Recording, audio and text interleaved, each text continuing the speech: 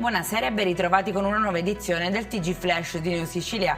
In apertura abusi sessuali su 2 bambine nel Siracusano. Vittime una piccola di soli 7 anni palpeggiata in spiaggia da un catanese 42enne e una ragazzina 14enne che ha vissuto ripetute violenze per ben 2 anni a opera di un 65enne suo lontano parente. I 2 soggetti sono finiti in carcere.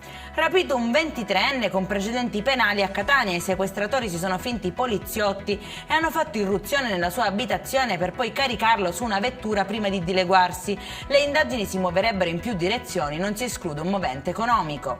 Macabra scoperta a Comiso in provincia di Ragusa. Un uomo tecnico di laboratorio dell'ASP in pensione è stato trovato senza vita all'interno di un bed and breakfast situato nei vicoli del centro storico. La morte sarebbe avvenuta per un mero incidente domestico, pare infatti che sia scivolato mentre usciva dalla doccia, sbattendo con violenza la testa.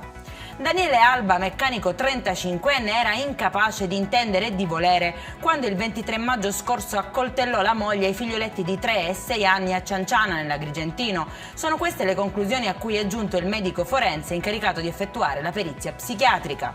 È in chiusura il meteo, domani il sole lascia posto alle piogge in Sicilia. La protezione civile regionale ha diramato allerta gialla in quasi tutte le province dell'isola.